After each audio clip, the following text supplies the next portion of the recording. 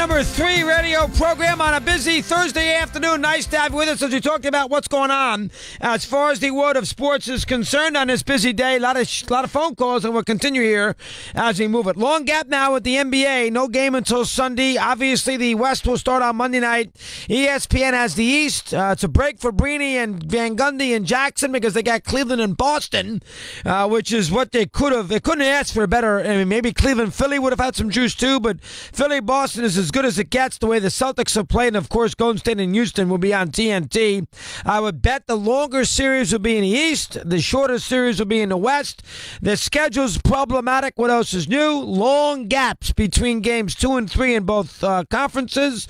The West will play Monday, Wednesday, and then Sunday. The East will play Sunday, Tuesday, and then Saturday. So you got a long gap now before you even get to a game. Way too long. And then you're going to have a ridiculous gap after the first 2 games are played for each conference. This is to line it up with television and make sure they have something to show on Memorial Day and all that kind of nonsense. So, yeah, you're going to have to sit tight. 3:30 is game 1, Mother's Day. Sounds like bad weather in the Northeast this weekend and bad weather on Mother's Day on Sunday. So the folks out there who got to do something for the old lady, it might be a little rough on Sunday. So you can sit back, Eddie Erickson, for instance, with the 2 boys and kick back, let Jackie do her thing, and watch his little basketball with Boston and Cleveland, which will start at 3:30 on Sunday. Celtics are a huge underdog. Rockets are solid underdog. Rockets are plus 170. The Celtics are plus 245. They are begging you to take Boston in that Eastern Conference final, just like they begged you to take Boston against Philly. You would have won a lot of money because they were plus 400 or whatever it was. Maybe not that much. 300 against Philly, but a big plus here against the Cavaliers. But we'll put the NBA to bed for here this last hour. We'll talk a little NBA tomorrow. We'll get Marv on for you. He's got the Western Conference. Eddie will track him down. We got PJ Carlissimo on, and you know we're sprinkling our good buddy Van Gundy when we get to him eventually, and we'll have a conversation with Kevin Lockery as we move it along on this afternoon show. That's the first thing today. Second thing today is the TPC is in progress. Dustin Johnson along with Alex Noren and Webb Simpson, who have Simpson won a major, of course, the U.S. Open in San Francisco. -6 for the both of them today. First round at the TPC. It's a tournament that I never get that much involved with. Sergio Garcia, who has won it before, right now is at -5. Justin Rose is at -4, as is Bubba Watson. Tommy Fleetwood is at -3. So is Adam Scott. Jimmy Walker is at -3. So is Patrick Reed. They're still on a course, some of these players. Tiger and Phil is who you want to see. Koepka is back. He's at -2. This is NBC all weekend. They moved the hockey for this, so you know what's going on there. Stenson's at -2. Now, as far as Tiger and Phil today, and they played, they played in the same twosome or the same threesome. McIlroy is at -1. He shot a 71 today. So McIlroy still really has not found. Jason Day's at -1, still on the course. Ricky Fowler -1, still on the course. Now, as far as those two are concerned, let me see where they are. Mickelson is on 12. He's +1. Tiger is on... He's with Mickelson, so he's on 12, too. Boy, Tiger's obviously... What is Tiger? Anybody see where Tiger is? I got Tiger at even. Oh, Tiger at even. All right. So I didn't like it. Tiger's at even, and he's still on 11. So Tiger and Phil, okay, but nothing, no lights out as far as the both of them are concerned. I don't love the TPC. I especially don't love it this time of the year. You're not too far removed from the Masters. You're about a month out from the U.S. Open. There's a lot of other heavy sports going on right now. I never have loved this tournament. I know people get all revved up on the Island Green on 17. There's wall-to-wall coverage on Sunday, on really all weekend on NBC. People love the field. The fact the field is so strong. It's never done anything for me, this tournament. I don't know why. It really hasn't. Even when it was in March, I never loved it. Now, I'm going to like the schedule next year. Remember now, this tournament moves. Next year, this tournament's back into March, and the PGA moves to May. So next year, and for there on after, I love that schedule. TPC March, where it's going to incorporate spring break, and everybody loves it when it's involved in spring break. That's going to be, third weekend in March. You're going to have the Masters, when it always is, first full weekend in April. And then you're going to have the PGA, where this is now in May. This is, to condense the Grand Slam schedule, number one, the major schedule, and more importantly, number two, try to get that FedEx Cup out of the way before the NFL starts. And they have been destroyed with that FedEx Cup all year long, really since its inception about 10, 12 years ago. So they're going to put it in August, where the PGA Championship was. They're going to put the FedEx Cup in the month of August. I don't know when the final is. It might be Labor Day weekend. I don't know exactly when, but they're going to streamline the season, which I think is a good idea. And not that the FedEx Cup has any steam anyway, but they're going to put it in the month of August, where they hope to have a little traction and get it away from the NFL, which is the proper thing to do. Now, I'm not going to care that much about it anyway, but that is when they're going to do it. So you need to know how they're going to handle that.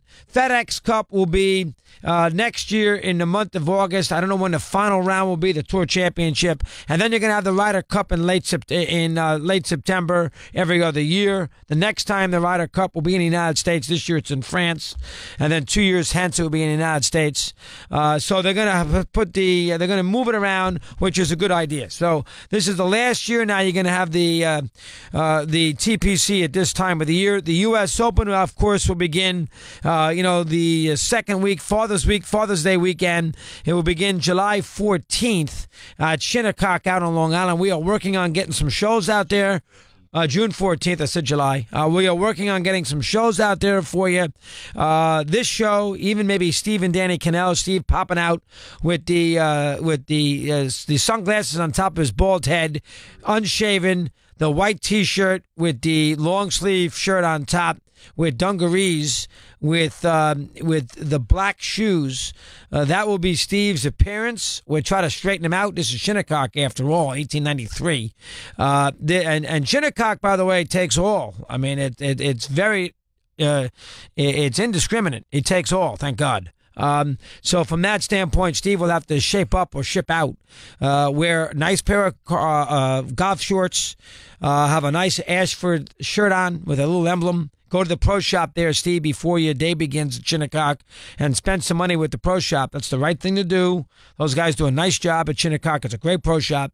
And then you and Danny Cannell can do a program. We're working on it. Now, Steve's going to have to examine a golf course. You know what I want Steve to do next year at Shinnecock? What Johnny Miller does. I want him to go on the back nine and place putting balls all over the putting surface and take some putts. So when Steve can examine where the putt breaks as far as the 4 days are concerned. That's what I want Steve to do next year. No cell phone, Steve. So no Yankees score next year, June 14th, Yankees in Tampa. I don't want the day game score. He's going to go on a Tuesday. I don't want the day game score from Tampa. Anyway, that's next. We'll work on that as far as June is concerned. The golf way is staying here at the TPC. That is item number 2. Item number 3, third game of this big series with the Red Sox and the Yankees. The Red Sox, obviously, have lost the first 2 games in some tricky fashion. They lost the first game there, of course, the other night in the 8th inning at 3-2. They lost the game last night again in the 8th inning. The Red Sox bullpen, it may have been the 7th inning the first night. The Red Sox bullpen I don't like. I don't understand why Kimbrel even pitched, but I certainly don't understand why he pitched with the tying run on third base with less than 2 out in the bottom of the 8th inning with a 6-5 lead. That is, even if he does a great job, chances are the Yankees tie the game, and then you don't have him to close, assuming the Yankees don't give up a run in the top of the 9th, which I don't understand that logic. Anyway, the Red Sox got some holes. Their lineup is good. It's not as good as the Yankees. Their bullpen is okay. It's far from where the Yankees are. And I'm not even sure now about the starting pitching. Purcell not good last night. Obviously, you don't know about Price. He's going to pitch this weekend. Price has not pitched here so far against the Yankees, which concerns you too. So we don't know so much here what Price is up to. That bothers you as well. I mean, there are a lot of issues here as far as the Red Sox are concerned. The Red Sox were 17-2 on April 21st, and here it is on May 10th. They're out of first place. Best Red Sox start in history in the history of the franchise. And you would figure that give them a big enough lead. It was an 8-game lead over the Yankees. And what has happened since? The Yankees have won 17 of 18, which is the best Yankee stretch since 1953. And the Yankees now find themselves in first place in the American League East. They don't play again now until late June, and then they will play a series in early August, and then they'll play a series in late August, and then they will finish up against each other at the end of the year. The Red Sox will play the Yankees in Fenway Park on the 28th, 29th, and 30th of September, and the Red Sox will go to Yankee Stadium for the last time. They will go there in New York. They will play the Yankees at Yankee Stadium. Matter of fact, they will play there the 18th and 19th and 20th. So they will play 6 games against each other in the season's last 10, which you do like. Okay, now, the other big item on the board here that you like to discuss is the hockey now. You have a series that will begin tomorrow night with the Capitals and the Tampa Bay Lightning. That will be in Tampa. They will, unlike the NBA, they will play every other day. They'll play Friday, Sunday, Tuesday, Thursday, Saturday, Monday, Wednesday, something like that. And Nashville and the Winnipeg winner will open up Saturday at home against Vegas, and they will play every other day. So excellent job by the NHL as far as the every other day theme. Now, this is a big game tonight. We don't know who the 4th entry is into the Final Four. It's a Game 7. It is in Nashville. It's at 8 o'clock. It's on NBC Sportsnet. There are 3 games apiece, of course. Earlier, we had a conversation with E.J. Raddick, he of the NHL Network. Get his thoughts on the Cap series and, of course, on Game 7. Here it is.